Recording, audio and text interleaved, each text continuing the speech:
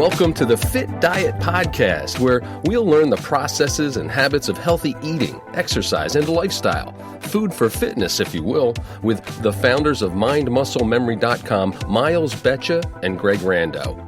Miles' expertise with programs and coaching have led him to training thousands of clients all over for the past 2 decades with enormous success, and he's dedicated himself to transforming the course of fitness and health for many.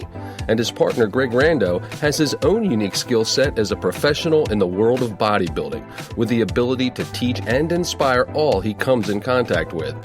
Join me now as we discover the secrets of sticky fiber and proper habits and how to implement the MindMuscleMemory.com lifestyle. Welcome in and thanks for listening. Hello and welcome everyone into this episode of the Fit Diet Podcast with M3, MindMuscleMemory.com, which is brought to you by founders Miles Betcha and his partner Greg Rando. I'm your host, Bobby Stein, and today, fellas, we're going to be discussing something pretty cool. You know, anytime we can find or unearth a secret, or maybe not so secret, but something that's been kind of, just cloaked from the masses and implemented into our healthy lifestyle that'll change it forever, well, that's something that I think folks will want to tune into. Miles, how are you doing today, my friend? I'm good, Bobby. Thank you. Excellent. Greg Rando, are you there, sir? How are you? I am, and I'm doing good too, Bobby. Outstanding. Guys, so if we mosey on over to the blog, the M3 blog at www.mindmusclememory.com, and we scroll down a little bit, we're going to be discovering the episode of today's topic, and it's titled "One Secret of Dietary Fiber Will Change Your Health Forever." Miles, can you kick us off, please, and let us in on the secret and tell us, give us some thoughts, please. Sure. We really want everybody to know that a healthy gut is where you're starting. And healthy gut needs to be cleaned out regularly. It needs this dietary fiber, the recommended amounts of dietary fiber to be able to clean that digestive system through. And also, because there's 2 types of dietary fiber, there's insoluble, which is the roughage and the cleaning sort of part of the fiber, and then there's also soluble fiber, which is sticky, it's soluble, it gels up in water, and like we've talked about, that sticky fiber makes everything digest smoothly and really works that digestive system through as you digest your food. And it's very important for so many things we're discovering all the time. It's very important to have that soluble fiber for our digestive bacteria. Our probiotics actually live and flourish in that fiber. And we also found that recently, and it's on this post, is that it really reduces the risk of so many different things that we think of might come as we get older. Like one of the stats here is that there's you decrease your risk up to 21% of getting type 2 diabetes if you just have increase your servings of dietary fiber by 2 servings a day. Wow. So your system just works so much better because your digestive capacity is at its optimum and you're being cleaned all the time and healthy. So that's really what the secret is having this longevity, this healthy digestive system. And I think because we've all been plant-based, we say, some people say vegan or vegetarian, but it's really just having a base of plant-based foods in each meal. And that's what we would really like to talk about. Wouldn't you say, Greg? Some other things, Yeah, exactly. I mean, we've for many years been stressing the concept of a whole food diet, right? Not just us, but, all of America, the whole world now, getting away from processed foods and foods that can stay on the shelves forever. We know that adopting a whole food diet is going to be, healthiest for us. And it's really not much of a different concept from a plant-based diet, right? I mean, we're eating a plant-based diet incorporates, all of those plant-based groups, the fruits, the vegetables, the grains, the nuts, seeds, the beans, and legumes. And really that consists of, the variety of whole foods that exist on this planet. Mm-hmm. And that was initially when I began implementing the plant-based diet. Those are some of the initial benefits or things that I found to be very useful and very hopeful for me, that I was expanding on the foods that I was eating consistently. So it allowed me to diversify my diet, bring in some of these foods that I may not have prior because of maybe increased calories or too many fats and things like this. So, and then quickly after that, I learned, I also don't have to count calories too much, because, if we're eating a primarily whole food diet, and we're selecting, combining foods to provide a balance of insoluble and soluble fiber. Generally, I've found that I haven't had to count my calories at all. Maybe watch them as you get closer to an event, but those are some lifestyle benefits I noticed right away. And then, of course, the physical ones we'll talk about in a little bit, about the body fat and the health benefits and the body fat benefits, things like that also sort of take care of themselves when our bodies are in balance and we're working with our digestion. And wouldn't you say, Miles? Yeah. That I'll tell you, that really runs contrary to the popular belief, Greg, of counting calories, and I still find myself staying within a framework of calories. But you're right. I think as you move into a plant-based diet, the importance of that is lessened, and you don't really it's not as important. Now, you guys had mentioned something about type 2 diabetes. What do you all know about reversal of type 2 diabetes? I've heard some things, and I'd like to get your take on it. Can you reverse that's those symptoms of type 2 diabetes with a fibrous diet like this? Well, as long as you're abiding by getting checkups with your doctor, being attentive to your healthcare provider. Yes. But I've worked personally. We both have been around a lot of people who are on some type of pre-type 2 diabetes or type 2 diabetes. But with strength training and exercise, opening up the doors in the muscles to using that old energy that's stored in the muscles, and then opening those doors up and having that blood sugar be regulated by a higher, better recommended amounts of dietary fiber. Many people have already seen in our training and our clients that they don't need the medication anymore. Or they maybe don't need as much of it. There's when you say reversal, if you have muscle atrophy, and you can reverse that and get back that muscle, and then that muscle is much more useful for balancing your calories and your energy. I should say your blood sugars, right? And your energy that you use out of your body. So as you're eating, you're much better balanced.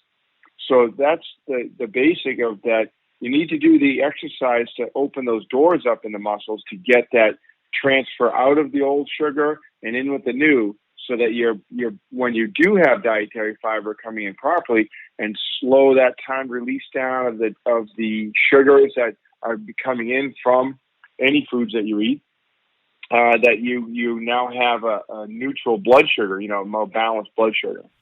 There's a fella. Is that what you think about? Yeah, and the reason I ask, guys, there's a coworker of mine. He's 6'2". He was pushing 270, type 2 diabetes, a meat eater. I think I told you before where he said, plant-based. He says that's not food. That's what food eats. And as I got down the road with my personal journey on the plant-based scenario, he started to adopt it, where he's cut out now completely red meat. He's amped up his fruits and vegetables, in particular vegetables and fibrous vegetables. He's dropped 30 pounds, and he's anxious to get to the. Yeah, it's really amazing. He was an adamant carnivore. I mean, he would mock it and he would make fun of it, but his health started to get in the way, and it was debilitating him. Like I said, so. He started to pay attention. Now he's got blood work coming up next week, and I said, don't be surprised if your sugar levels, if you see a vast improvement on that. And he says, man, if I could get off this medication, at this stage of the game, he would be way ahead. The other thing too, guys. And I'm anxiously watching to see, because I think it'll be a unique success story, something which you guys are accustomed to, implementing the program and strategies with your client base over at M3. But I remember when I first ran into Greg at the gym a few years back, and I was trying to pick his brain and, being, incognito. And of course he was hip to it. He's like, I know what this guy, he wants to know the secrets. And he introduced, he says, you need to do sticky fibers and all this kind of thing. And lo and behold, through a couple of suggestions, I have implemented it, just speaking firsthand. And my blood work, I told you a couple episodes ago, I'm just beating the drum. I'm so on board. I'm like an evangelist for this whole thing. I think it's really helpful and tasty and energy for days. And, like you say, Greg, like that equal energy, like it balances out through the day. It's not like ebbs and flows or spikes and valleys or peaks and valleys, Yeah. Well, that's great. I mean, it's unbelievable to be able to take in some different foods that you actually like now, right? Oh man, we enjoy it. If we can do a plug for a company out there, guys, I don't know if we could or not, but they're off the radar. Best of my knowledge, they're not sold in any of the stores, other than actually in a local store up here, a nature store called Ada's Market in the Southwest Florida area. The name of the company is called Butler Foods, and they do this product called Soy Curls, and it's really kind of under the radar as far as the vegetarian, vegan. Awareness goes, but we stumbled on it. We ordered them, Soy Curls, and they make it almost has a consistency of beef or pork. You can make pulled pork sandwiches with the barbecue sauce. You would never know the difference. So we ordered some directly from the factory, and they sent us some things called beef jerky. And they have all these different kind of beef jerkies, and they sent us a sample, like along with our order, and we got it. We're ordering this stuff by the gross. You would not know the difference between a beef jerky and the Soy Curls. You can put honey on them and flavor them any which way you want and eat them to your heart's content. It's all flavored stuff. Yeah, it's just about the spices definitely. And the texture. You would never miss a beat. And that's another one, guys, that I turned my coworker on. He subsequently turned his wife on, who's turned her mom on. And these are people that are, they're my age, 58, 59, 65 in that area. And they're gobbling it up. And it's, you guys are really on to something. Great. Tiger by the tail. That's great. What were you going to say, Greg? Yeah, Greg, I'm sorry. What was I going to say? I don't think I was going to... If I was listening to Soy Curls, I get listening to Jabberjaw, your host over here, who can't shut up. So a fiber focus. We were talking about we talked about that. Type 2 diabetes, and this gentleman here that it's like now that he's lost 10% of his initial body weight. Yes. He really should see a dramatic effect in his blood sugars, and he really should talk to his physician to make sure that he's monitored from now on. Because if his medicine's pushing his blood sugars down too far, then at the wrong times, then it can be detrimental. He may not feel very good. So he really should be monitoring that pretty closely, especially if he starts exercising more, doing more walking, any weight training things, anything that's going to be physical activity. It might bring his blood sugars down too far. So I have to keep on target with that. Yeah, well, he's pretty conscientious, and it's just and you know what's funny? It's an example. You find because we have the platform here, fellas, and we talk on the podcast to an audience that's receptive. Many people aren't, but they are observant. And when they see something, when they see someone's actions, not necessarily so much what they're preaching, it really how are you doing that? And like I reached out to Greg a couple years ago. I was like, what are you doing? And that's and now look at you. I know, Bobby. Seriously, right? No, it's just so much fun. It's so much fun. So we're listening to the Fit Diet podcast, brought to you by MindMuscleMemory.com. The co-founder is Miles Betcha and his partner Greg Rando. I'm your host, Bobby Stein. Here's the truth, guys. It's just as simple as stated above in this blog post. The secret of dietary fiber that will change your health and your life forever. Diet and exercise. It doesn't need to be overcomplicated. And what's more, at Mind Muscle Memory, you guys make it even simpler. You've been able to get amazing, life-changing results for many of your clients with just one simple secret, and that's what we're about to learn. So that secret is the fibrous intake, and I'm so glad that we had an opportunity to share that with everybody. So gut health, Greg, gut. You've talked about the gut before, and I guess when you're talking about gut for people out there, it's not just your belly or your stomach; it's the entire digestive tract. No? Oh yeah, absolutely, the entire digestive tract, and that's this is one thing about the fiber. People hear fiber, they think bowel movements, or they think vegetables, or they think maybe old people, And I was talking to a guy in the gym the other day, wants to know how I eat. And I talked about a fiber-based diet. The first thing he said, do you poop a lot? I know, you get right? That. And, and it's like, I tried to quickly talk to him about how, this eating plan is less about restricting foods and more about bringing really any and every natural whole food into the diet you can.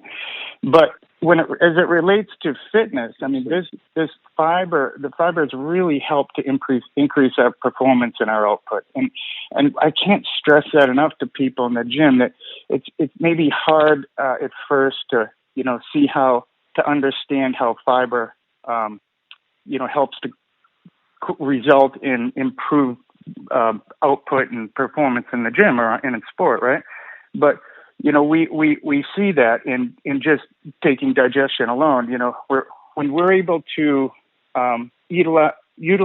eat whole foods in combinations that are then allowed to give us long-lasting energy. I mean, 2, 3, sometimes 4 hours of comfortable fullness that results in long-lasting energy. Yeah.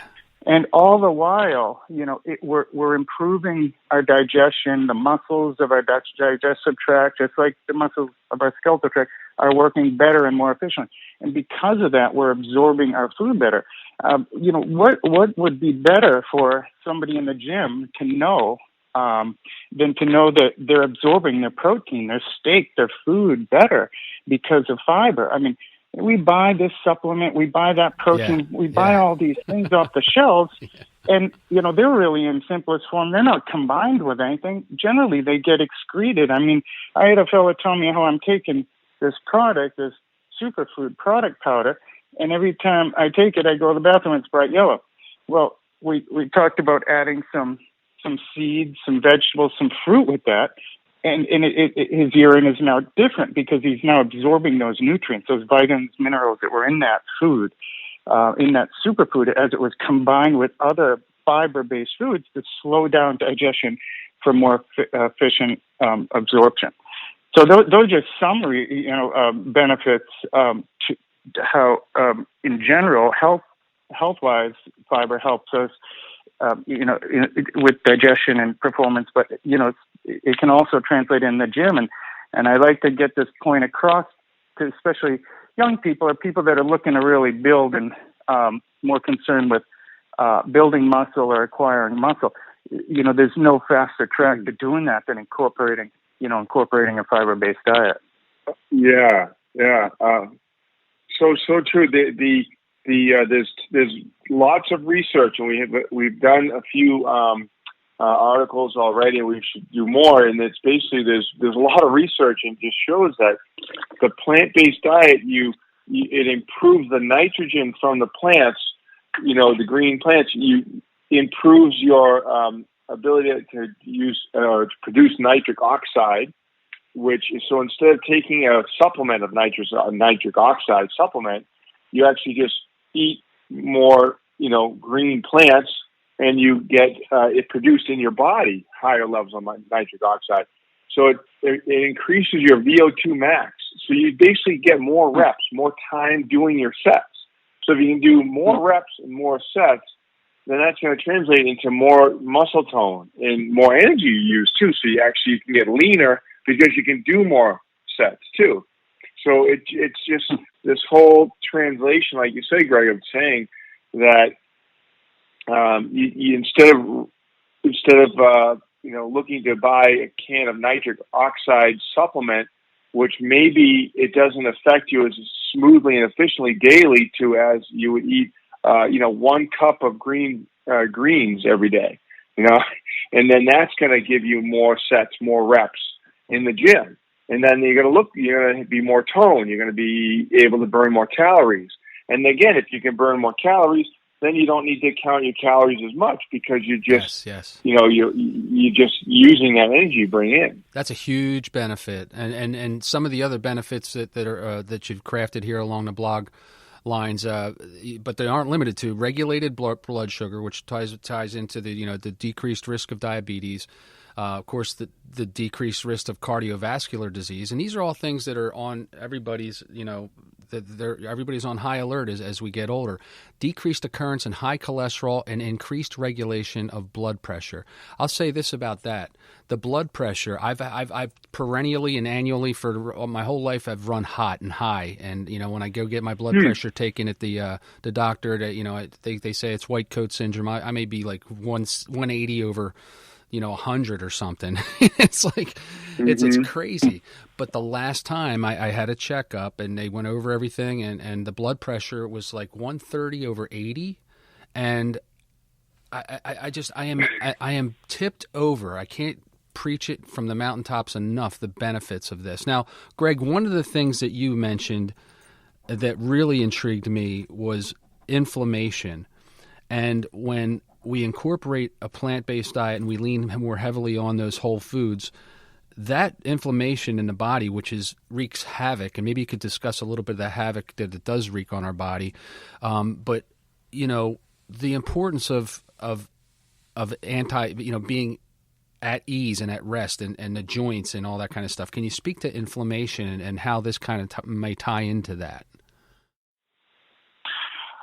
Yeah, well, in general, I think all of us do our best to try to minimize inflammation, right? Whether it's acute or chronic. And, personally, learning about the blood, the environment of our own blood, right, in our bodies is the pH level is 7.35 to 7.45. So it's slightly alkalized, and that's ideal to be right in that range for our blood, and in the way of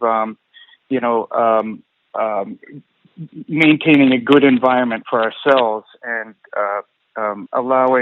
preventing disease to grow or manifest in an acidic environment.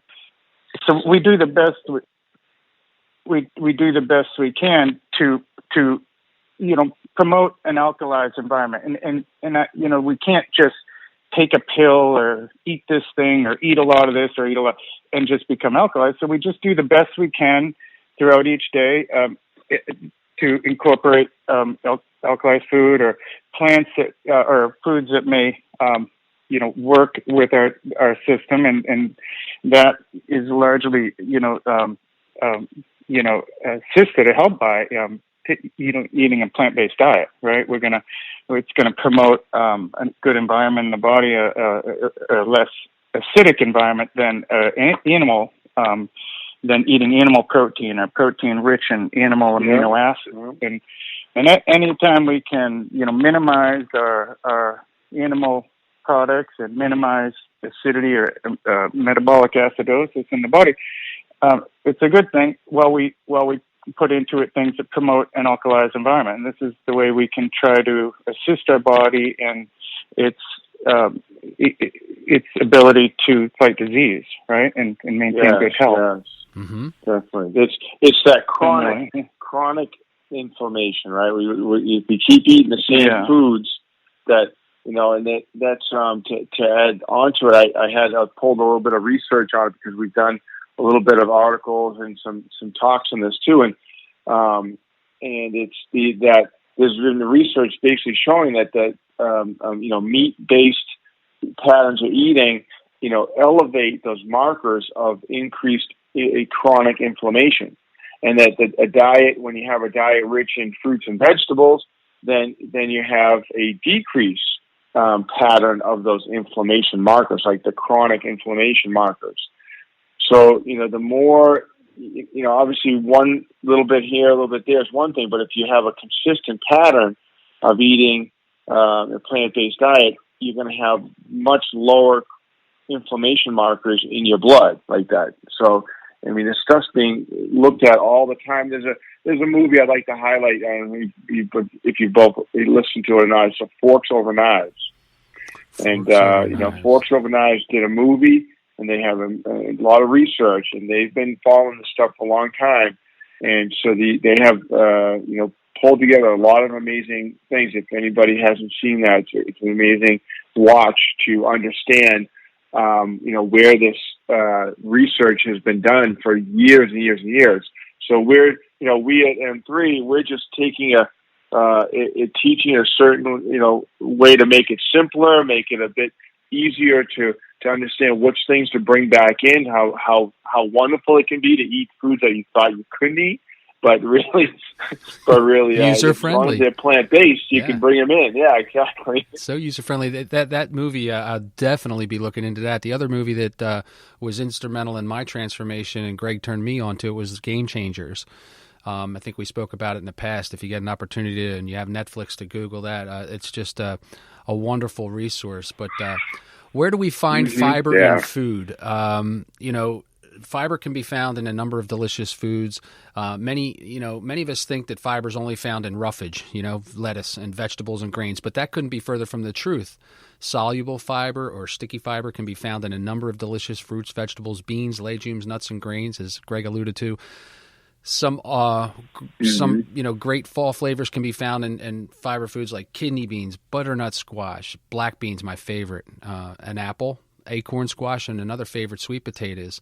The guys, folks out there listening at M3 can really help you increase your fiber intake today. If you need help navigating the addition of fiber intake into your daily regimen and your nutrition plan, be sure to reach out to them. These guys are super accessible, super excited, super, they're all about a win-win outcome.